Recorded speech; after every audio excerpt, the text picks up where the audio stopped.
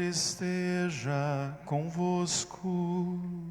Ele está no meio de nós. Proclamação do Evangelho de Jesus Cristo, segundo João. Glória a vós, Senhor.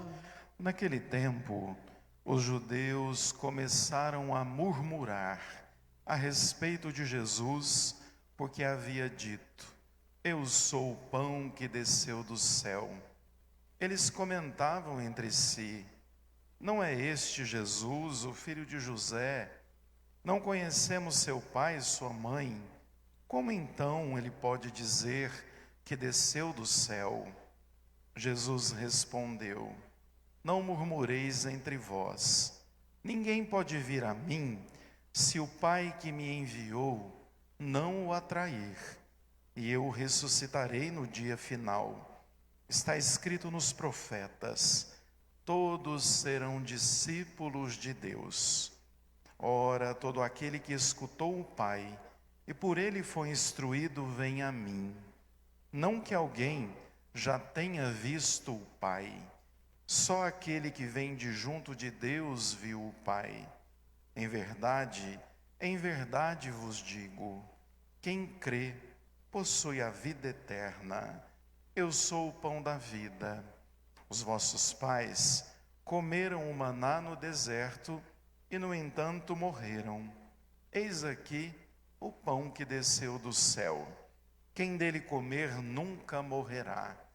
Eu sou o pão vivo descido do céu. Quem comer deste pão viverá eternamente.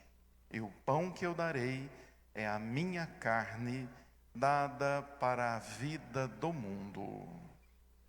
Palavra da salvação. Glória a vós, Senhor. Provai e vede quão suave é o Senhor. Provai e vede quão suave é o Senhor. Caríssimos irmãos e irmãs, este 19º domingo do tempo comum continua a nos ensinar sobre o discurso que Jesus faz diante da multiplicação dos pães. Há 2 domingos atrás, ouvimos o texto da multiplicação dos pães. Domingo passado, Jesus se apresenta como o pão que mata a fome, e a multidão pede: dá-nos de comer, dá-nos sempre deste pão. E Jesus termina o Evangelho dizendo: eu sou o pão vivo que desceu do céu, quem come deste pão viverá eternamente.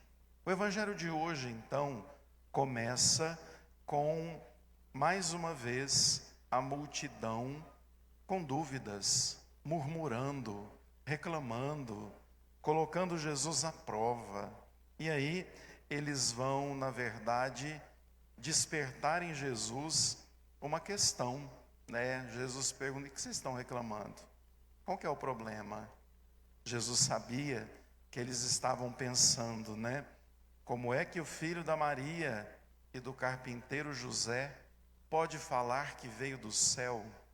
É importante a gente entender hoje que, além de Jesus confirmar que Ele é o pão que mata a nossa fome, também fica-nos claro que Ele confirma a sua origem divina. De onde Ele veio? Ele veio do Pai. Foi o Pai que o enviou. Ele veio do céu.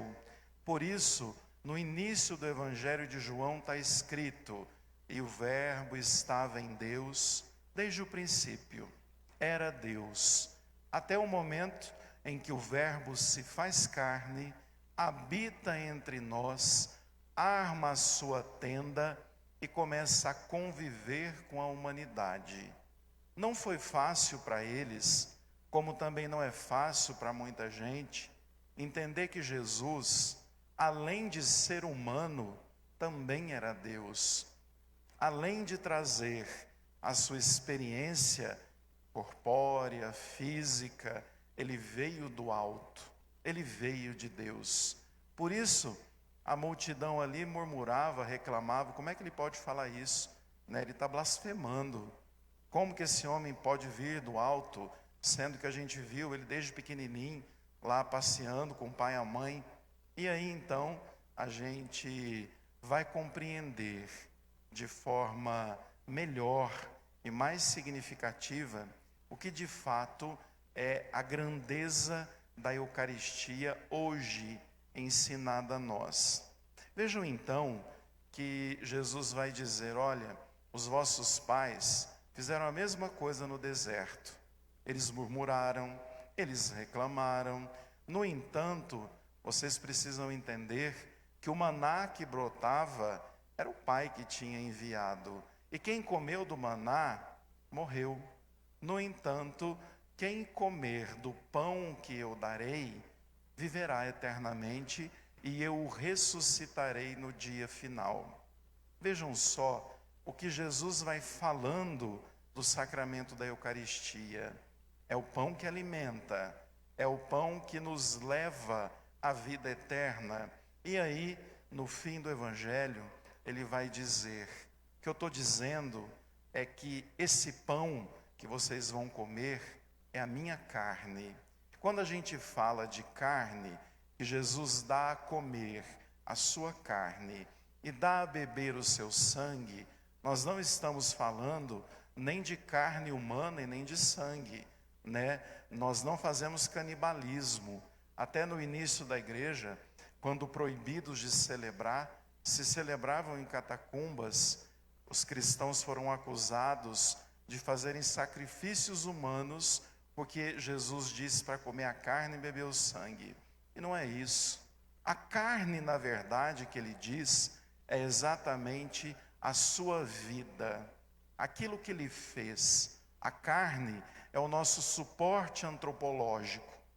Veja, ao Jesus dizer: comam a minha carne, ele está dizendo: vocês devem comer da minha vida, da minha história, daquilo que eu fiz, de tudo aquilo que na verdade eu realizei.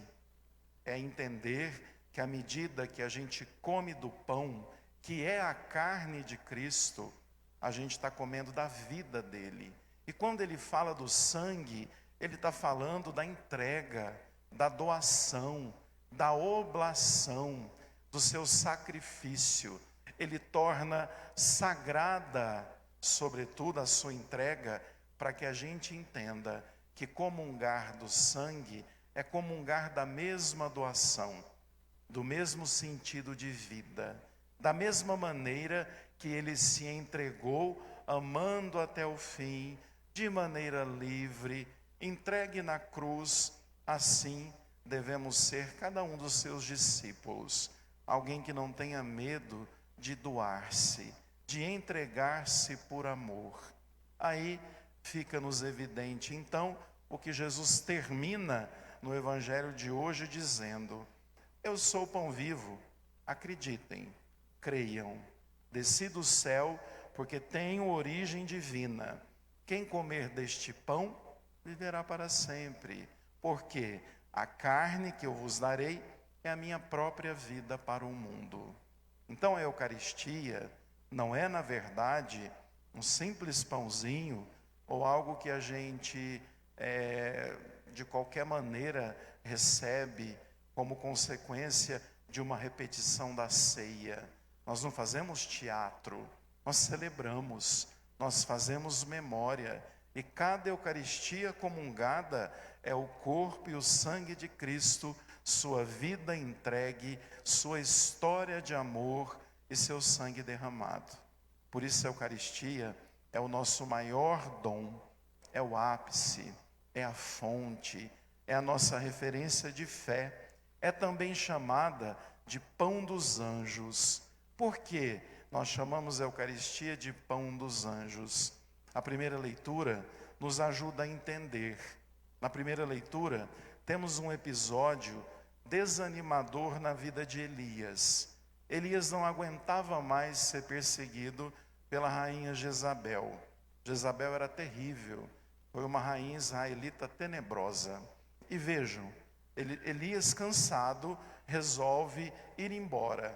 Ele quer encontrar Deus. Ele volta ao Monte Horebe ou Monte Sinai. Ele vai embora da terra prometida. No caminho, ele está tão cansado, ele está tão desolado, que ele cai embaixo de uma árvore e ali ele dorme, fraco de tanto andar. E vejam, quando ele acorda, o que está do lado dele? O anjo do Senhor. Um anjo que dá a ele de comer o seu alimento, que é o pão do céu, que é o pão dos anjos. E aí dá a ele o pão e dá a ele a água. Ele dorme mais um pouco. Em seguida, quando ele acorda de novo, lá está o anjo do Senhor, como cantávamos no Salmo, acampado junto aos seus eleitos, e dá a ele mais uma vez o pão e a água. Ele levanta, o anjo diz a ele: levanta-te e come. O caminho é longo, por isso coma e vá até o seu destino. Então Elias come, caminha por 40 dias, recordando o número 40 como um tempo de mudança, um tempo de novidade, um tempo de, sobretudo, assumir novas atitudes, até chegar no Monte Sinai, para lá encontrar Deus na brisa leve e suave, e entender que Deus o amava. Aí vejam, nós chamamos a Eucaristia de pão dos anjos, exatamente porque os anjos estão juntos conosco, celebrando essa Eucaristia. Cada anjo de cada um de nós está aqui. E uma vez que a gente celebra a Santa Missa, há uma união entre a igreja terrestre e a igreja celeste. É que nós não vemos. Nós, na verdade, vemos só aquilo que a nossa visão nos permite. Mas os anjos aqui estão. E eles, sem dúvida nenhuma, adoram e comungam da graça de verem o Senhor assim como Ele é.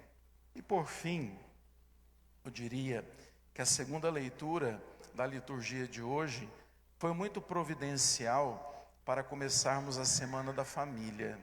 Lá vai dizer as virtudes que a família precisa cultivar, superar o falatório, os mimimis, superar aquelas atitudes que geram briga, as maldades e calúnias, e desenvolverem o amor recíproco, o amor que perdoa, o amor que sobretudo cuida, o amor que não tem medo de amar. E isso Paulo diz de forma muito profunda na segunda leitura. Ele diz assim: vocês precisam entender que, tendo em vós os sentimentos de Cristo, não fica difícil viver de forma bacana. Ter em vós os sentimentos de Cristo é desenvolver a amizade, o cuidado, o zelo e o respeito. Então, esse ano que a igreja nos chama a viver a Semana da Família com o tema da amizade, que a gente resgate em nossas famílias esse cuidado de saber que, mais do que laços de sangue, o que nos une é o próprio amor de Cristo. Os laços de amizade são consequência do amor do próprio Deus, que nos colocou nessa família, com essa história, com essa forma de viver. Então, que Deus nos abençoe e que a gente valorize a nossa família, ame a nossa família, e mais do que isso, seja para a nossa família um grande exemplo de amizade, de cuidado e de amor. Suportai-vos uns aos outros é, na verdade, dar suporte, caminhar junto, acompanhar. Que assim sejamos cada um de nós. Louvado seja o nosso Senhor Jesus Cristo. Para sempre seja louvado.